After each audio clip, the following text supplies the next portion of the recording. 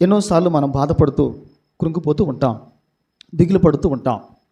దేవుని సన్నిధిలో ఒక వ్యక్తి ఆ విధంగా కాకుండా దేవుని స్తుతించే ఈ ప్రక్రియలో, ఈ విధానంలో ప్రతి వ్యక్తి కూడా దేవుని కొరకు ఒక మంచి ఉద్దేశాన్ని కలిగిన వ్యక్తులుగా మనం ఉండాలని దేవుడు ఆ విధంగా ఆశపడి ఉన్నాడు. ఆయన ఈ లెంట్ సీజన్లో ఈ యొక్క శ్రమదినాల కార్యక్రమాలలో అనేక మంది వ్యక్తులు దేవునికి దగ్గరగా, దేవునికి సమీపంగా ప్రతిరోజు వాళ్ళ యొక్క అనుకూలతను బట్టి కొంతమంది ఉదయం, కొంతమంది రాత్రికాల సమయంలో ఆ విధంగా ఉపవాసం ఉంటూ దేవుని పాదాలు పట్టుకొని అనేక మంది ప్రార్థన చేస్తూ, విజ్ఞాపన చేస్తూ, యాచనలు చేస్తూ ఆ విధంగా బ్రతిమలాడుకుంటూ దేవుని సన్నిధిలో ఏదో ఒక ఆశీర్వాదాన్ని పొందాలని చాలామంది ఇట్టి ప్రయత్నాన్ని అనేక మంది చేస్తూ ఉన్నారు. అందుకనే బైబిల్ గ్రంథం అంటున్న మాట ఏంటంటే, ఆయన సమీపంగా ఉండగానే మీరు ప్రభుని వేడుకోనండి అని దైవలేఖన భాగం ఆ విధంగా చెబుతూ ఉంది. గనుక ప్రభులు వారు మనకు సమీపంగా ఉన్నప్పుడే మనము దేవుణ్ణి వేడుకోవాలని, మనము ప్రభుని బ్రతిమలాడుకోవాలని, మనము దేవుని దగ్గర యాచించాలని ఆ విధంగా భక్తుడు దేవుణ్ణి అడిగే ఆ విధానాన్ని గురించి మంచి మంచి మాటలు, శ్రేష్టమైన మాటలు ఆ విధంగా బైబిల్లో మనం చూస్తూ ఉంటున్నాం. ఇంతకు లెంట్ అంటే ఏంటి అని మనం కొన్ని సందర్భాల్లో మనం చూసుకున్నాం. లెంట్ అంటే అది ఒక అద్భుతమైన కార్యక్రమమని, అది పగలగొట్టబడమని, ఆ తర్వాత చిగురించటమని, అది ఒక వసంతకాలమని, ఈ విధంగా 3 పర్యాయ పదాలు, 3 అర్థాలు మనం చెప్పుకొని ఉన్నాం. పగలగొట్టబడటం, చిగురించడం, వసంతకాలం అని 3 కార్యాలు, 3 సంఘటనలు మనకి బైబిల్లో కనబడుతూ ఉన్నాయి. ఈ 3 కూడా ఆత్మ సంబంధంగా కొన్ని మర్మాలు, కొన్ని సత్యాలు అందులో దాగి ఉన్నాయి. నేటి క్రైస్తవ సంఘం, నేటి క్రైస్తవ కుటుంబాలు, నేటి సార్వత్రిక సంఘం యేసుక్రీస్తు ప్రభులు వారిని ఆత్మ సంబంధంగా ఈ సంఘం ఆరాధించి, అనుసరించి దేవుని కొరకు ఆచారబద్ధంగా కాకుండా ఆత్మ సంబంధంగా చేసినట్లయితే ఇవన్నీ కూడా మన జీవితము క్షేమాభివృద్ధి పొందే విధంగా, మన ఆత్మలో ఫలించే విధంగా, మన కుటుంబాలు అభివృద్ధి చెందే విధంగా, మన బిడ్డలు మనము దేవుని కొరకు ఆత్మ సంబంధంగా జీవించే విధంగా ఇవన్నీ మన జీవితంలో దోహదపడుతూ ఉంటాయి. ఒకే ఒక మాటను మనం చూసుకొని మనం ముందుకు వెళ్దాం. ఆ మాట ఏంటంటే, వసంతము, వసంతకాలము అనే ఒక టాపిక్ మనం మాట్లాడుకుందాం. ఈ టాపిక్లో ఏముందంటే, వసంతము లేక వసంతకాలము అనే ఈ మాటలో ఏముందంటే, కొంతమంది పెద్దలు ఈ విధంగా దీవిస్తూ ఉంటారన్నమాట. 100 వసంతాలు, 50 వసంతాలు, 20 వసంతాలు అని అంటారనమాట. అనగా అర్థం ఏంటంటే, వసంతం అంటే పెండ్లి కాలము, పెండ్లి గడియ, పెండ్లయ్యే సందర్భాలు, ఆ సంఘటనలు అని ఈ వసంతం అనే పేరుకు మనకు బైబిల్ గ్రంథంలో అటువంటి అర్థం ఉందన్నమాట. ఎందుకు పెండ్లి గురించి బైబిల్ మాట్లాడాలి, ఎందుకు పెండ్లి గురించి బైబిల్ ప్రస్తావించాలి అని మనం ఆలోచన చేసినట్లయితే, ఈ సృష్టి అంతా కూడా పెండ్లితో ప్రారంభించబడి పెండ్లితోనే ముగించబడుతుందన్నమాట. ఆది కాండములో దేవుడు ఆదాముకు సాటి అయిన సహాయాన్ని దేవుడు ఇచ్చాడు. అయితే ప్రకటన గ్రంథంలో మనం చూడగలిగితే, ఆత్మయు పెండ్లి కుమార్తెయు ఇక్కడికి ఎక్కి రమ్ము అనే మాట మనం చూస్తూ ఉంటున్నాం. అనగా ఈ సృష్టిలో దేవుని యొక్క కార్యాల, ఉద్దేశాలు, తలంపులు, ఆలోచనలు ఏ విధంగా దేవుడు ఆరంభించాడు అని మన వాక్యంలో చూడగలిగితే, పెండ్లి ద్వారా ఆరంభించబడి పెండ్లి ద్వారా ఈ ప్రపంచం, ఈ జగత్తు అంతా కూడా ముగించబడుతుంది అని ఈరోజు మనము గ్రహించి మనం ఈ దినం ఆలోచన చేయగలగాలి. కనుక ఒక వ్యక్తి దేవుని సన్నిధిలో దేవుని కొరకు ఒక విశేషమైన వ్యక్తిగా, కొన్ని కార్యాలు చేసే వ్యక్తిగా, దేవుని కొరకు ఒక బలమైన వ్యక్తిగా జీవించాలంటే ఈ వసంతములో, ఈ వసంతకాలం యొక్క అనుభవాన్ని ఈరోజు ప్రతి క్రైస్తవుడు, ప్రతి సంఘం, సార్వత్రిక సంఘం అంతా కూడా దేవుని ద్వారా ఇటువంటి అనుభవాన్ని తప్పనిసరిగా కలిగి ఉండాలి. వసంతం ఎప్పుడు జరుగుతుంది అని మనం ఆలోచన చేసినట్లయితే, స్త్రీకి పురుషులు నచ్చాలి, పురుషునికి స్త్రీ కూడా నచ్చాలి. వాళ్ళ అభిరుచులు, వాళ్ళ యొక్క ఏకత్వం, వారి ఆలోచనలు ఒకటై ఉండినప్పుడు ఇరువురు కలవటానికి, కలిసి జీవించడానికి, కలిసి నడవడానికి, కలిసి సహజీవనం చేయటానికి ఆ ఇరువురికి అప్పుడు మాత్రమే అవకాశం ఉంటుందన్నమాట. ఒకవేళ స్త్రీ పురుషునికి నచ్చకపోయినా, పురుషుడు స్త్రీకి నచ్చకపోయినా సరే ఆ వసంతం, ఆ పెళ్లి జరగనే జరగదు. అదే విధంగా యేసుక్రీస్తు ప్రభులు వారు ఆయన పెళ్లి కుమారుడుగా రాబోతూ ఉంటున్నాడు. ఈ యొక్క సంఘం పెళ్లి కుమార్తెగా, వధువు సంఘముగా మధ్యాకాశములో దేవుని సముఖములో ఒక అద్భుతమైన పెళ్లి విందు జరగబోతూ ఉంది. ఆ పెళ్లి విందు కొరకు నేటి క్రైస్తవ సంఘాలు లేక సార్వత్రిక సంఘం అంతా కూడా ఆ విధంగా సిద్ధపడి పరలోకానికి ఎత్తబడాలి. ఈ వసంతకాలము అనే ఈ మాటకు అర్థం ఏంటంటే పెళ్లి కొరకు సిద్ధపాటు కాలము, పెళ్లి కొరకు సిద్ధపడే కాలము. వధువు సంఘం వరుని కొరకు సిద్ధపడే సంఘం. ఆత్మ సంబంధంగా తన ప్రియుని కలుసుకునే ఆ సమయం కొరకు సంఘం ఈ లోకంలో సిద్ధపడాలి అని బైబిల్ గ్రంథం ఆ విధంగా చెబుతూ ఉంది. ఈరోజు ఒక వ్యక్తి దేవుని కొరకు ఎంత మంచిగా సిద్ధపడతాడో, ఎంత మంచి సిద్ధపాటు కలిగి ఉంటారో, ఆ సిద్ధపాటు కలిగిన వారు మాత్రమే పరలోకానికి వెళ్ళటానికి యోగ్యతను, అర్హతను, ఒక ఆధిక్యాన్ని దేవుని ద్వారా సాధించడానికి అవకాశం ఉంది. క్రైస్తవునిగా మార్చబడిన ప్రతివారు, సంఘములో ఉన్న ప్రతివారు, బాప్తిస్మం తీసుకున్న ప్రతివారు, రొట్టెలో బల్లలో పాలు పొందిన ప్రతివారు కూడా పరలోకానికి వెళతారు అని చెప్పుకోవటం చాలా కష్టం. అయితే వాక్యం అంటున్న మాట ఏంటంటే పిలువబడిన వారు అనేక మంది, కానీ ఏర్పాటు చేయబడిన వారు మాత్రం కొందరే. ఆ కొందరిలో నీవు నేను ఉండాలి. ఆ కొందరిలో మన సంఘం ఉండాలి. ఆ కొందరిలో మన బిడ్డలు ఉండాలి. ఆ కొందరిలో భార్యాభర్తలు ఉండాలి. ఆ కొందరిలో మన కుటుంబాలు అన్నీ ఉండగలగాలి. ఆ విధంగా ఉంటే దానికి మించిన మంచి జీవితం ఈ లోకంలో మరొకటి లేనే లేదు అని మనం గ్రహించి ఆలోచించాలి. దయతో ఒక వాక్యం చూడండి. 2వ సమూయేలు గ్రంథం 11వ అధ్యాయం మొదటి వాక్యం మనం చూద్దాం. 2వ సమూయేలు గ్రంథం 11వ అధ్యాయము మొదటి వచ్చిన భాగాన్ని మన వాక్యంలో చూడగలిగితే బైబిల్ గ్రంథంలో ఒక చక్కని మాట మనకు అక్కడ కనబడుతూ ఉంది. ఆ మాట ఈ విధంగా ఉంది. వసంతకాలమున రాజుల యుద్ధమునకు బయలుదేరు సమయమున దావీదు యోవాబును అతని వారిని అందరినీ పంపగా వారు అమ్మోనీయులను సంహరించి రబ్బా పట్టణమును ముట్టడి వేసిరి. అయితే దావీదు యెరూషలేమునందు నిలిచెను అనే మాట చివరిగా ఉంది. అయితే ప్రారంభంలో ఉన్న మాట ఏంటంటే వసంతకాలమున రాజులు యుద్ధమునకు బయలుదేరు సమయమున అనే ఆ మాట మనం చూస్తూ ఉంటున్నాం.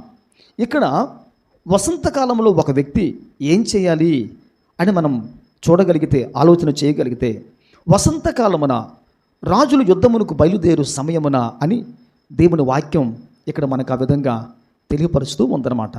అనగా అర్థం ఏంటంటే వసంతకాలము అనగా యుద్ధము చేసే కాలం, వసంతకాలము అనగా యుద్ధానికి బయలుదేరే కాలం, వసంతకాలము అనగా పోరాడే కాలము అని ఇక్కడ ఈ వాక్యములో మనం ఆ విధంగా చూస్తూ ఉంటున్నాం. యేసయ్య రాజులకు రాజు ఆయన ప్రభువులకు ప్రభు, ఆయన సర్వాధికారి, ఆయన సర్వశక్తిమంతుడు, ఆయన అంతిమ తీర్పు న్యాయాధిపతి. తన జీవితంలో యేసయ్య ఎన్నో గొప్ప గొప్ప నామములు కలిగి ఉన్నాడు ఆయన.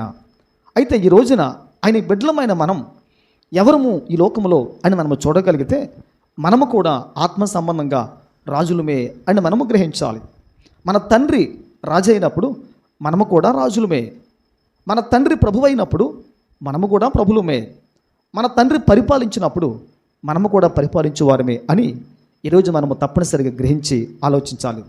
వసంత కాలము అని అనగా క్రైస్తవులు ప్రభు బిడ్డలు పోరాడే కాలం, యుద్ధము చేసే కాలం, యుద్ధభూమిలో ఉన్న కాలం, ఖడ్గాన్ని పట్టుకునే కాలం, యుద్ధభూమిలో ఉండగలిగే కాలం ఈరోజు ఒక్కసారి మనం జ్ఞాపకం చేసుకుందాం. అందుకని ఎఫెసీ పత్రిక 6లో మన వాక్యాన్ని చూడగలిగితే ఈ 6వ అధ్యాయం అంతా కూడా ఏముందంటే యుద్ధాల గురించి పౌలు గారు మాట్లాడుతూ ఉంటున్నారు. యుద్ధములో ఒక వ్యక్తి దేవుడిచ్చే ఆ సర్వాంగ కవచాన్ని ధరించాలి అని ఎఫెసీ పత్రిక 6వ అధ్యాయంలో ఎన్నో మాటలు ఆ విధంగా మనము చూస్తూ ఉంటున్నాం. అందులో ఒక మాట అక్కడ ఏముందంటే, తుదకు ప్రభు యొక్క మహాశక్తిని బట్టి మీరు బలవంతులై ఉండండి అని 6:10లోనో ఆ తర్వాత వాక్యంలోనో ఈ మాట మనం చూస్తూ ఉంటాం. అనగా ఒక మాటలో చెప్పాలంటే అర్థం ఏంటంటే, ఒక వ్యక్తి ఇప్పటికే యుద్ధ భూమిలో ఉన్నాడు అని మనము గ్రహించి ఆలోచించాలి. యుద్ధ భూమి ఏది అని మనము చూడగలిగితే, రణరంగం ఏది అని మనం ఆలోచన చేయగలిగితే, మనం పోరాడే స్థలం ఏది అని మనం ఈ దినమున ఆలోచన చేయగలిగితే, బైబిల్ గ్రంథములో ఎన్నో యుద్ధాలు ఉన్నాయి. బైబిల్ గ్రంథములో ఎన్నో యుద్ధాలు ఉన్నాయి. అయితే మన కంటికి కనిపించిన యుద్ధాలు కూడా లోకములో చాలా ఉన్నాయి. మన కంటికి కనిపించవు, మన చెవికి వినిపించవు, మన హృదయానికి అర్థం కాదు. అయినను మనం పోరాడుతూ ఉంటున్నాం. అయినను మనం పోరాడుతూ ఉంటున్నాం. అయినను మనం పొట్లాడుతూ ఉంటున్నాం. ఎవరితో అని మనం ఆలోచన చేసినట్లయితే, కనిపించని శక్తులతో, కనిపించని శత్రువుతో, కనిపించని రోగముతో, కనిపించని సమస్యలతో, కనిపించని ఆలోచనలతో ఈరోజు మనం అందరం కూడా పోరాడుతూ ఉంటున్నాం. మన చేతిలో కత్తి లేదు, మనం యుద్ధ వస్త్రాలు కూడా వేసుకోలేదు, మనకు శిరస్త్రాణము లేదు, మనకు నీతి అనే మైమరువు కూడా లేదు, మనకు సత్యం అనే దట్టి కూడా లేదు, మనకేమండి సమాధాన సువార్తని జోలు కూడా మనకు లేవు. అయినను మనం ఎక్కడ ఉన్నామంటే యుద్ధ భూమిలో ఉన్నాము అని ఈరోజు మనము గ్రహించి మనం ఈ దినం ఆలోచించాలి. మనము ఉన్న యుద్ధ భూమి ఎక్కడ, ఏది అని మనం ఆలోచన చేసినట్లయితే, యాకోబు అంటాడు ఈ విధంగా, లోకములో ఉన్నదంతయు అనగా శరీరాశయు, నేత్రాశయు, జీవపుడంబమును, ఈ మూడు కూడా తండ్రి వల్ల కలిగినవి కాదు, ఈ మూడు కూడా సాతాను యొక్క సంబంధమైనవే అని అంటాడు. అనగా అర్థం ఏంటంటే, ఈ లోకమే ఒక యుద్ధ భూమి. ఈ లోకములో మనం ఉంటున్నాం. ఈ లోకములో మనం ఉన్నప్పుడు మనం శరీరంతో ఉన్నాం. మనం ఈ లోకంలో జీవిస్తూ ఉన్నప్పుడు మనకి ఒక పోలిక, మనకి ఒక స్వరూప్యం, మనకి ఒక అందం, మనకి ఒక రూపం, మనకి ఒక ఆకారము ఉందన్నమాట. ఒక వ్యక్తి ఒక ఆకారాన్ని చూసిన వెంటనే ఈ వ్యక్తి ఫలానా అని చెప్పగలుగుతున్నా, ఈ వ్యక్తి ఫలానా అని చెప్పగలుగుతున్నా. ఆ విధంగా మనం ఏ విధంగా చెప్పగలుగుతున్నాము అని మీరు ఆలోచన చేసినట్లయితే, ఆ వ్యక్తి యొక్క ఎత్తును బట్టి, లావును బట్టి, రంగును బట్టి, ముఖాన్ని బట్టి, మాటను బట్టి ఏమండి ఆ వ్యక్తిని మనము సులభంగా పోల్చుకుంటూ వెళ్ళిపోతూ ఉంటున్నాం. పోలిక దొరికాడనంటే ఆ వ్యక్తి యొక్క రూపాన్ని బట్టి మనం ఆ విధంగా చెప్పగలుగుతూ ఉంటున్నాం. అయితే ఈరోజు వాక్యం అంటున్న మాట ఏంటంటే, ఈరోజు ఈ లోకమే మన జీవితంలో మనకి ఏంటంటే అది ఒక యుద్ధ భూమి అని ఈరోజు మనము గ్రహించి మనం ఈ దినం ఆలోచించాలి. అందుకే ప్రభు అంటాడు కదా ఈ విధంగా, నేను ఈ లోకాన్ని జయించి ఉన్నాను కనుక మీరు లోకాన్ని జయించి ఉన్నారు. లోకాన్ని జయించిన విజయం మీ విశ్వాసమే, మీ నమ్మకమే అని ప్రభు చెప్పాడు. యేసయ్య కూడా మనవలే ఈ లోకములో మనుషునిగా పుట్టి, లోకములో జీవించి, లోకములో పుట్టి పెరిగి ఆయన శ్రమ కొన్నాడు, దప్పికొన్నాడు, ఆకలి కొన్నాడు. ఏమండి ఎన్నో శ్రమలు, సమస్యలు ఇవన్నీ కూడా ఆయన ఓర్చాడు. ఆయన ఇవన్నీ కూడా భరించి ఉన్నాడు. అయితే వాక్యం అంటున్న మాట ఏంటంటే, ఆయన ఈ లోకానికి వచ్చి శోధించబడ్డాడు కనుక శోధించబడుచున్న వారికి దేవుడంట సహాయం చేస్తున్నాడు అని ఎబ్రీ పత్రికలో 5:7లో మనం ఆ మాటను చూస్తూ ఉంటాం. ఎబ్రీ 5:7లో మనం ఆ మాటను మనం చూస్తూ ఉంటున్నాం. అనగా అర్థం ఏంటంటే, యేసయ్య కూడా మనవలే ఈ లోకానికి వచ్చి శోధించబడ్డాడు కనుక శోధింపబడుచున్న వారికి యేసయ్య సహాయం చేయుచున్నాడు అని కూడా భక్తుడు ఆ విధంగా మాట్లాడుతూ ఉంటున్నాడు. అయితే ఈరోజు ఈ మాటలో ఏముంది అని మనం చూడగలిగితే, రాజులు యుద్ధం చేయాలి, రాజులు కత్తెను పట్టాలి, రాజు యుద్ధభూమిలో ఉండాలి, రాజకుమారులు పోరాడాలి, రాజకుమారులు పోరాడి గెలిచే వ్యక్తిగా ఉండాలి. ఈరోజు క్రైస్తవుడు లోకములో నేను రాజుని అనే ఆ విషయాన్ని మనం చాలాసార్లు మనం మర్చిపోతూ ఉంటున్నాం. మనము రాజకుమారులు, నేను రాజును అని ఒక వ్యక్తి అనుకుంటే, రాజుగా ఒక వ్యక్తి తన మనసులో తన గురించి ఆలోచించినట్లయితే, ఆ రాజుగా మార్చబడిన వ్యక్తి, నేను రాజును అని చెప్పుకున్న వ్యక్తి ఏం చేస్తారంటే, యుద్ధ భూమిలో కత్తి పట్టుకొని పోరాడి ఆ విషయంలో ముందుకు వెళ్ళడానికి ఈ వ్యక్తి ఎప్పుడు కూడా అడుగులు వేసుకుంటూ ముందుకు వెళ్ళగలుగుతూ ఉంటాడు. అయితే ఇక్కడ వాక్యం అంటున్న మాట ఏంటంటే, మనం ఎప్పటికే మనం యుద్ధ భూమిలో ఉన్నాం. ఆ యుద్ధ భూమి లోకమే. ఈ లోకంలో మనతో పోరాడే శక్తులు ఎన్నెన్నో ఉన్నాయి. అందుకే వాక్యం అంటుంది కదా, యాకోబు చెప్పినట్లుగా లోకంలో శరీరాశ, నేత్రాశ, జీవపుడంబము, ఈ మూడు కూడా ఉన్నాయి. ఈ మూడు కూడా తండ్రి వల్ల కలిగినవి కాదు. ఈ మూడు కూడా సాతాను సంబంధమైనవే అని ప్రభు చెప్పాడు. కనుక ఈ మూడింటి ద్వారా కూడా ఒక మనుషుడు ప్రతిరోజు కూడా ఈ లోకంలో పోరాడుతూనే ఉన్నాడు. పోరాటం. శరీరాశను జయించలేకపోతూ ఉంటున్నాం. నేత్రాశను జయించలేకపోతూ ఉంటున్నాం. జీవపు డంబాన్ని మనం జయించలేకపోతూ ఉంటున్నాం. అనగా ఈ మూడు శోధనలు కూడా ఈ లోకం అనే యుద్ధ భూమిలో ఉన్నాయి. కనుక వసంతకాలమున ఒక వ్యక్తి దేవుని సన్నిధిలో ఏం చేయాలి అని వాక్యం అంటూ మాట్లాడుతుందంటే, వసంతకాలమున రాజులు యుద్ధానికి వెళ్ళాలి, రాజకుమారులు యుద్ధానికి వెళ్ళాలి, రాజకుమారులు యుద్ధ భూమిలో ఉండాలి, రాజకుమారులు పోరాడాలి, రాజకుమారులు పోరాటానికి సిద్ధంగా ఉండాలి. అందుకే వాక్యం అంటున్న మాట ఏంటంటే, ఈ పోరాటమే ప్రార్థనా జీవితము, ఈ పోరాటమే దేవుని సన్నిధిలో మోకాళ్ళ అనుభవము, ఈ పోరాటమే ఉపవాసపు ప్రార్థన, ఈ పోరాటమే ఉపవాసములో జాగరములో, ఈ పోరాటమే కడుపును కాల్చుకొని, కడుపును మండించుకొని, కడుపును ఖాళీగా పెట్టుకొని మన గుండె మండే విధంగా దేవుని సముఖంలో ప్రార్థనా జీవితాన్ని కలిగి ప్రార్థించడమే పోరాటం. ఈరోజు ఒక వ్యక్తి దేవుని సన్నిధికి వసంతకాలంలో ఎందుకొరకు వచ్చాడంటే, ఈ లెంటి సీజన్లో ఎందుకొరకు వచ్చారంటే, మనము రోషముతో, క్రోధముతో, ఆవేదనతో మనము దేవుని సముఖంలో ఏడ్చి, విలపించి, ప్రలాపించి, దుఃఖించి, అంగలార్చి, రోడించి ఒక వ్యక్తి యుద్ధ భూమిలో ఉన్న వ్యక్తి కత్తెను పట్టాలి. యుద్ధ భూమిలో ఉన్న వ్యక్తి చేతులు పైకెత్తాలి. యుద్ధ భూమిలో ఉన్న వ్యక్తి నోరు తెరచి మాట్లాడాలి. యుద్ధ భూమిలో ఉన్న వ్యక్తి మోకరించాలి. యుద్ధ భూమిలో ఉన్న వ్యక్తి తన కండ్లకు పని చెప్పాలి. యుద్ధ భూమిలో ఉన్న వ్యక్తి తన మనసుకు, హృదయానికి కూడా పని చెప్పాలి.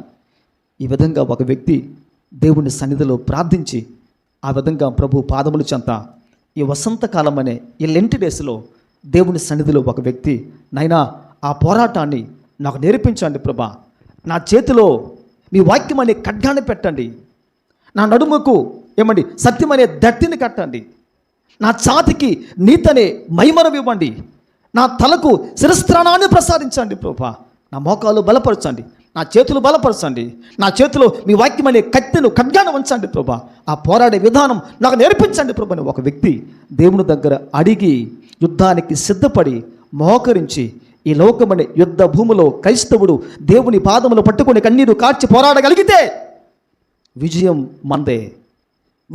మందే. సాతానుకు అపజయం, దేవుని బిడ్డలమైన మనకు విజయం. సాతానుడు పారిపోతాడు, దేవుని బిడ్డలు యుద్ధ భూమిలో నిలుస్తారు. మనకి విజయం, మనమే గెలుస్తాం, మనమే దీవించబడతాం, మనమే దేవుని కొరకు ఆశీర్వాదకరంగా ఉంటాం. ఈరోజు ఒక వ్యక్తి దేవుని సముఖంలో ఈ వసంత కాలంలో ఇటువంటి వ్యక్తిగా దేవుని పాదముల చెంత మార్చబడితే నిజంగా ఇది మనకి ఎంతో, మన జీవితానికి ఆశీర్వాదకరంగా, దేవునికరంగా మనకి ఇవన్నీ కూడా మార్చబడతాయి. సమయం లేదు కానీ ఇంకా ఈ సందేశాన్ని చెప్పడానికి ఎన్నో వాక్యాలు ఉన్నాయి.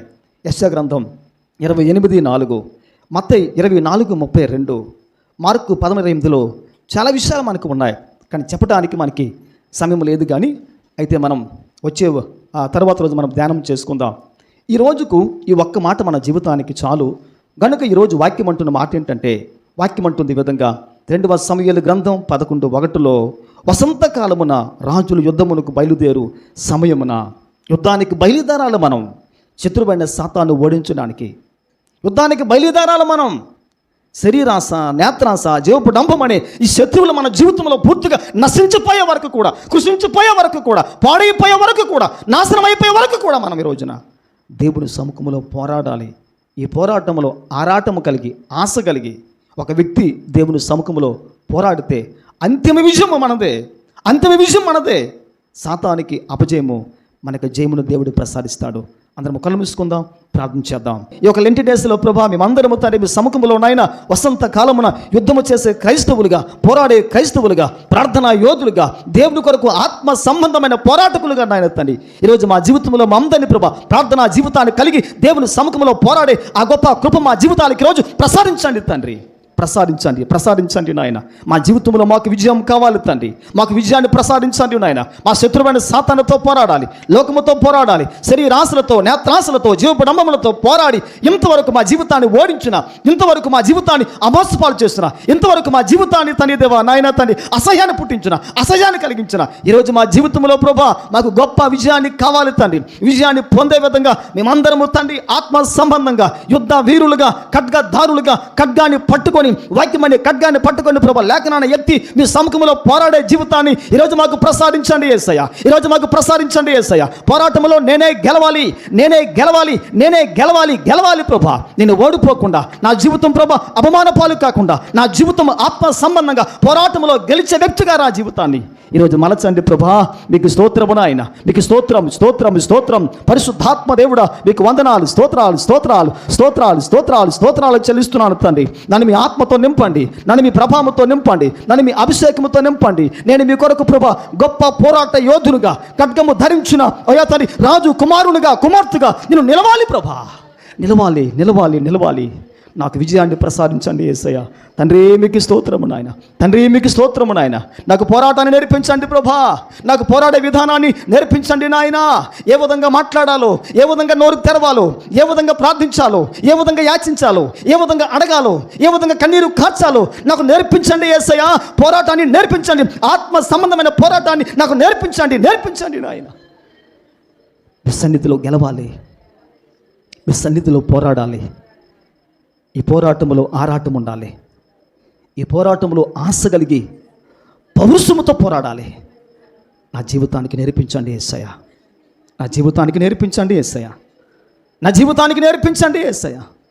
నన్ను మీరే మీ నామానికి మహిమకరంగా తీర్చిదిద్దండి. మీ ఆత్మతో నింపండి, అభిషేకించండి, కార్యాలు జరిగించండి. మీరొక్కరి తండ్రి అన్ని విషయాలు ఘనత, మహిమ, ప్రభావాలు పొందమని, మీ మాటలు ప్రభా నా వినికిలో ఫలింపు చేయమని, నాకు మీ మాటలు ప్రభా ఆశాజనకంగా, ఆశీర్వాదకరంగా తీర్చిదిద్దమని యేసయ్య నామములో ప్రార్థిస్తూ అడిగి వేడుకుంటున్నాము తండ్రి. ఆమేన్.